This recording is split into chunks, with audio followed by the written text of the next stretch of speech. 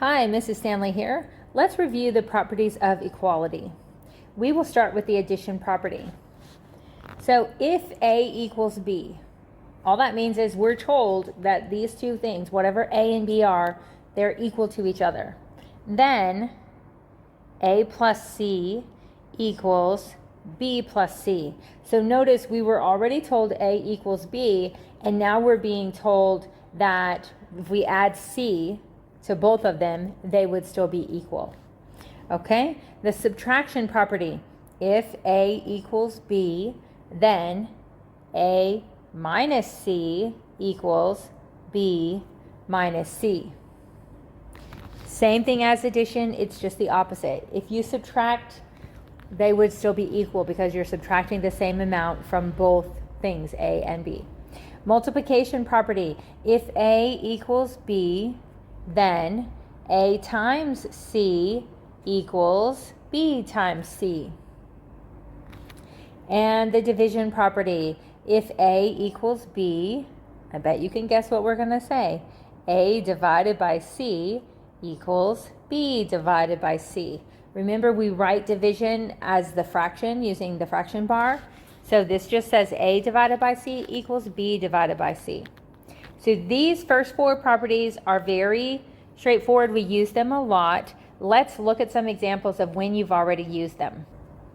Let's say that we had a simple linear expression like this, and we wanted to solve for x. We have it as y equals, we want it to be x equals. Well, we would apply the rules that we already know. For example, in order to get rid of the 5 with the x, we would subtract 5 from both sides.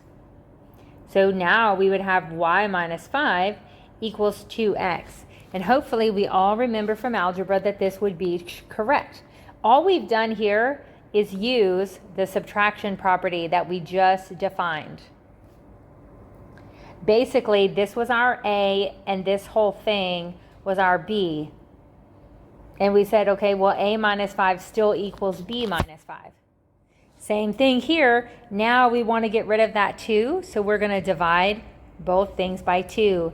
And this isn't going to simplify, so we're just going to leave it as y minus 5 over 2 equals x, because 2 divided by 2 is 1. So it's just 1x. So here we applied the division property. We did A divided by C, and we did B divided by C. It just so happened that this was our A and this was our B. We divided by C, which was 2. So hopefully that makes sense. This is what we're talking about when we're saying these are the properties. We already have used them before. You can add on both sides, subtract on both sides, multiply, divide. We've already done that before. Let's go back to our other page. So the next property that we'll see is the distributive property. You can see here that we have this expression A times B plus C. Then what do we do with that? You should remember, hopefully from algebra, that you can distribute that. So it would be A times B, which would just be AB, plus A times C. We've distributed the A times B, and then we did A times C. So our final answer is that AB plus AC is equal to A times the parenthesis B plus C. Okay, the substitution property. Again, if A equals B, then A may be replaced by B in any expression or equation. Okay, I think that this one is also a good one to look at an example. So let's do that. We can go ahead and look at an example in which we would have to distribute as well. Let's say that we have this equation, 2 times x plus 3y equals 24. Well, we know that we can start by distributing the 2. So we would do 2 times x plus 2 times 3y, which would be 6y, and we still have our equals 24. Now, what if I told you that y equals 8? Now that you know that y equals 8, you could plug that in, correct? You could say, okay, 2x plus 6 times 8 equals 24. And you could work this out. 2x plus 6 times 8 is 48 equals 24. And then you would subtract and you would get negative 24. And then finally divide by 2 and you would get negative 12. This is one way we could do the problem. Now let's make it a little more abstract. Let's say that we actually were told that y equals x. So let's go back to our problem right here. And what if y equals x? When we have x and y, we can't really do anything with this except for we could say solve for y or solve for x, like get it by itself, but we couldn't actually find out what does it equal. But now that you've told me y equals x, I could go wherever I see a y, I could put an x. So this could be 2x plus 6x equals 24. And you can see why this would be useful, because now I can solve for x because I only have one variable. So this is what we mean by substitution. Originally, we substituted the 8. Now we substituted the x. So it's true whether the letter is equal to a number like y equals 8 or if it's just a different letter. Okay, so this is useful information. Now let's go back to our reference page. Now this next one is called the reflexive property, and I think that it might feel a little bit silly, but this is what it says. For any real number a equals a. That makes sense, right? A value will always equal itself. Again, this might seem silly that we have to point it out, but when we're doing proofs or logical reasoning, we have to be able to say why something is true. And so we can use the fact that we know something is equal to itself, and that is called the reflexive property. So we'll use it later, but for now we'll just accept that it's true because I think we can all agree that yes, any number would equal itself. So let's go to the symmetric property. If A equals B, then B equals A. So notice all that's happened. We've reversed the order of the two values. We said A equals B, then B equals A. Okay, so that just makes sense. It's giving us permission, though, to say that yes, we can change which side of the equal sign both things are. Notice nothing changed. A is still A and B is still B. We didn't do any other math, so we can say that they are still equal, okay? That's the symmetric property. And the last one is the transitive property. If A equals B and B equals C, then A equals C. This one can sometimes feel really obvious and other times feel a little bit complicated, like, well, how do you know that that's true? So let's also look at a quick example on this one. Let's look at a basic example. What if I said 2 times 3 equals 6? And I also said that 4 plus 2 equals 6. The transitive property would say that because these both equal the same thing, they must equal each other. So I could write 2 times 3 equals 4 plus 2. Is that a true statement? Well, this one is 6 and this one is 6. So yes, it's a true statement. So in this case, it was just a simple arithmetic that we showed. We could also look at, well, what if I had, for example, I have 6 times 3 equals 24. 8, that's not true. 6 times 4 equals 24. And 8 times 3 equals 24. I sort of mixed that up, didn't I? 8 times 3 equals 24. Well, what does that mean?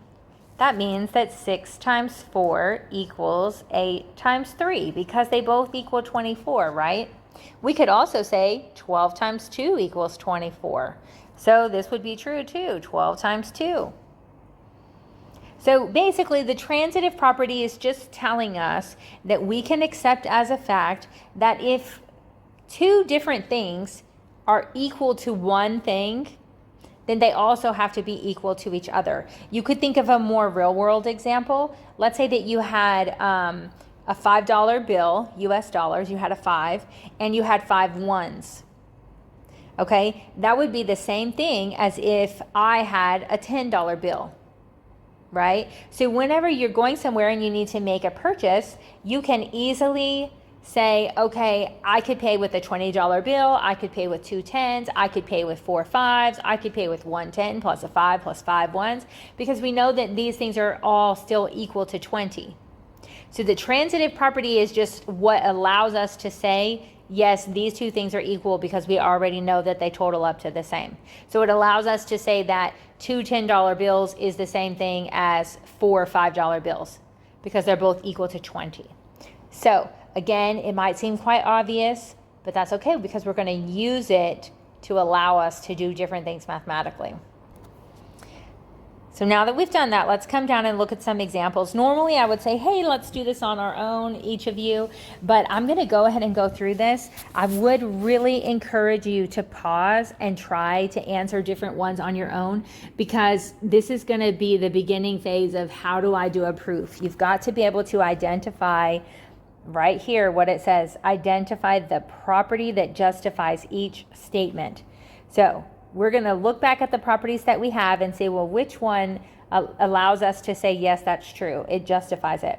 So if k equals 3, then 3 equals k. Look here. What's the difference between k equals 3 and 3 equals k? They've just reversed the order. So go back to your properties. Which one just reversed the order? These first ones we know were all arithmetic, multiplication, division, etc. It's not distributive property because that had 3 letters. Substitution property, we're not replacing anything. Reflexive property says A equals A. We don't have K equals K or 3 equals 3. We have K equals 3 and 3 equals K. Come to the symmetric property, A equals B and B equals A. That's what we're looking at, because we could say the same. K could be the same as A and 3 would be B in the statement. So we will just write right here, symmetric property. Now here's the problem. You're going to want to abbreviate. I will allow you to abbreviate the word property. You can just put PROP and a period. But the first word, whether it's symmetric, reflexive, transitive, I want you to write it out, because part of this is that you've got to get it into your brain, and you're not going to get it in your brain by abbreviating. You've got to write out the word, okay? Let's look at the next one. If 2x equals 14, then x equals 7. You may find it helpful to go ahead and do the math on a piece of scratch paper, but in this short of a problem, you might realize, how did they do that? How did they get from 2x equals 14 to x equals 7? Now, here's where you might get confused. This right here is 2 times x.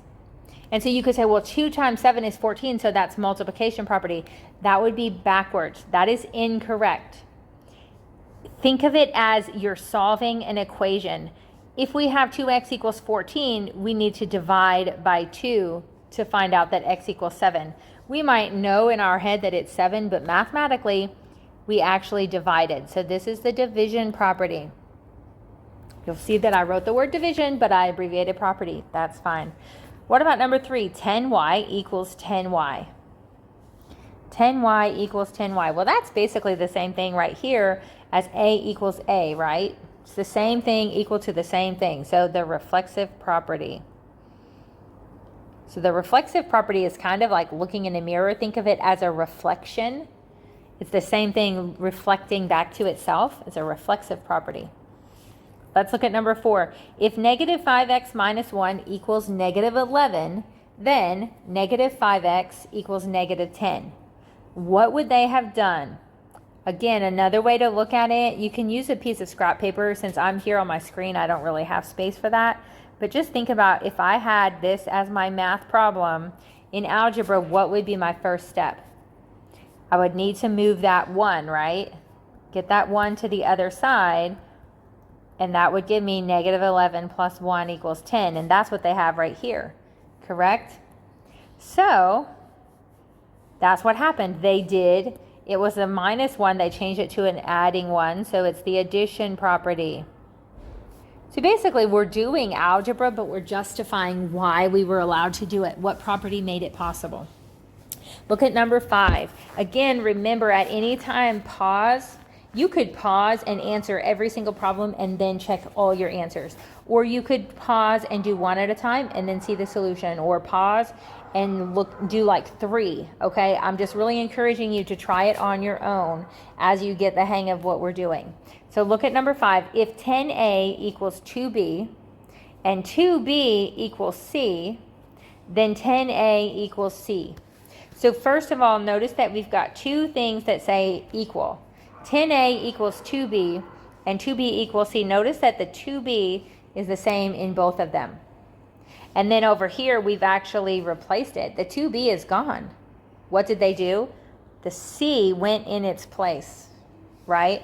It went in its place in the other equation. It was 10a equals 2b, and now it's 10a equals 2c. Well, which one of these is talking about replacing something?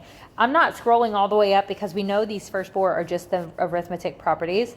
We know it's not distribution, but look at substitution. It says if a equals b, then a may be replaced by b. It's perfectly fine that we're using c instead of a and b. It just is saying that if something equals another thing, they can be replaced for each other. So 2b equals c, they replaced 2b with c. That is the substitution property. And again, you can check your spelling right up here, substitution property. Look at number 6. This one might draw your attention right away. There were parentheses and now there's not. And what would you do if this was algebra, if we were just solving a problem and you needed to get rid of these parentheses? What would you do? Hopefully, I know those of you who had me as your algebra teacher, I always used the correct word. I said we need to distribute. We need to distribute. This is distributive property. One clue that you can look for distributive property is that there were parentheses and now there's not. It doesn't always mean it's true. You could just have a parenthesis like 2 times 3 and that becomes 6. Well, that's not really distribution, that's just multiplying. But the parentheses can be a hint that you can check first, hey, did they use the distributive property? And the way you know is that you had something outside that got multiplied by more than one thing on the inside, okay? So let's keep going. Number 7. If 6y equals 24, then 6y minus 3 equals 24 minus 3. So what's the difference? Here we had 6y equals 24. I've still got 6y and I've still got 24 on the other side of the equals. What is different? They brought in a minus 3 on both sides. Go back up to the top, look at subtraction. If a equals b, then a minus c equals b minus c. In our example, it's a minus 3 equals b minus 3. So this is just subtraction property.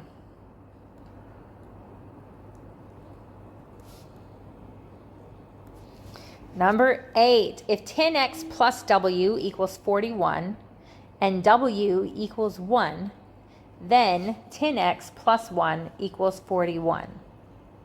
So if you haven't tried one on your own yet, I'm going to have you pause right here. Try this one. Think it through. What do we see? What changed from this side over to this side? What changed when we were on the left and now we're on the right? What's the difference, okay? Give it a try. Pick an answer. Now let's look. W equals 1.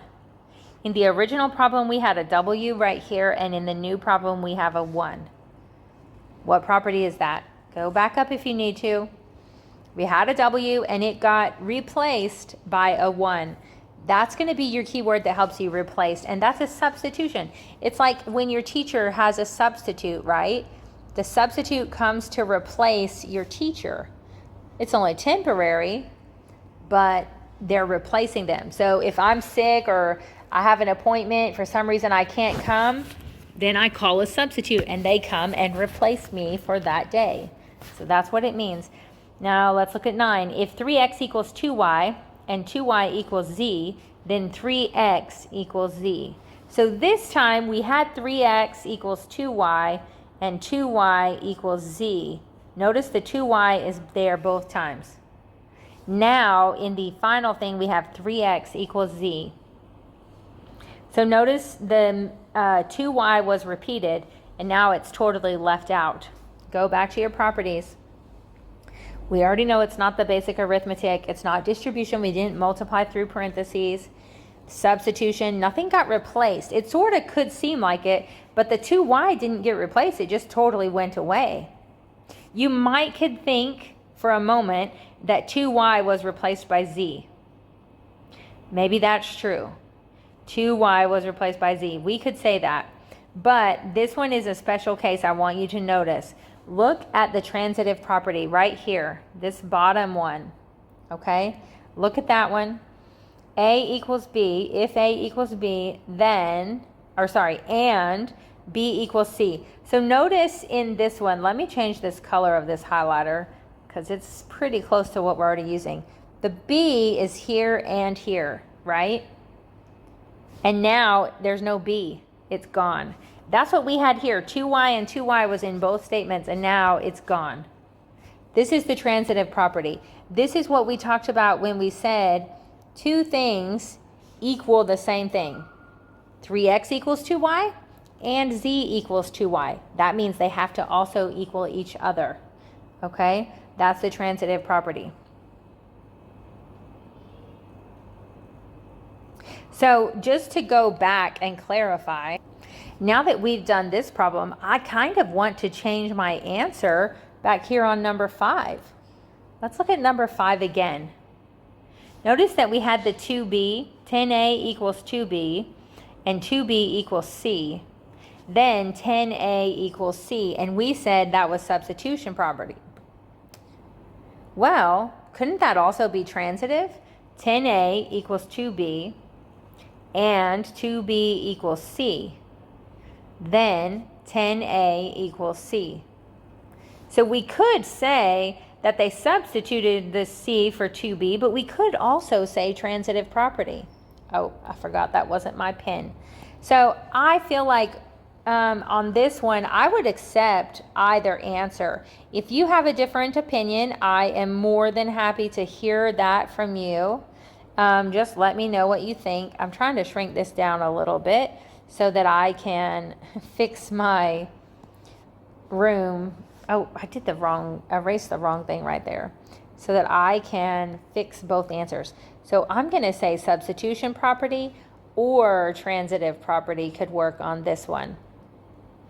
And you can decide if you agree with me or not.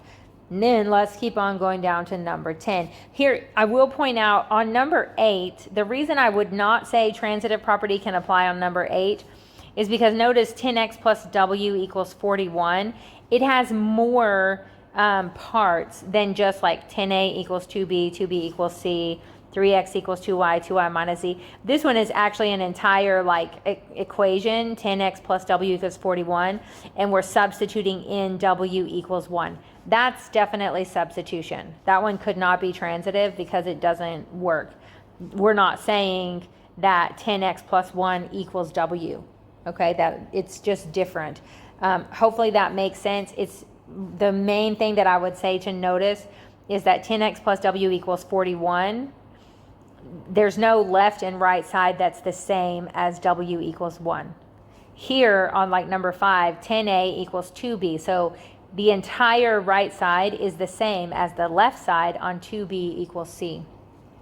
On number 9, 2y is the right side of one equation and the left side of the other. That's one other hint that gives us the transitive property instead of substitution. So let's keep going to number 10. If 7m equals 35, then 7m plus 4 equals 35 plus 4. So that jumped out at me as soon as I read it. I have 7m on both of them, and I have 35 on both of them. What changed? They added 4. So this is just going to be addition property. They added 4 to both sides. If you have not tried on your own yet, please do so right away. We're getting close to being done, and I want you to try it on your own. Here we go. If negative 2c equals 18, and 18 equals negative 2c, what do you see here? You might first think of reflexive property, A equals A, but remember this would be an exact mirror reflection. The symmetric property is when A equals B, then B equals A. So they're different from each other. A and B are not the same in, it's two different variables, but they are equal. In this case, negative 2c and 18 are two different things. It's not like negative 2c equals negative 2c. It's not repetitive.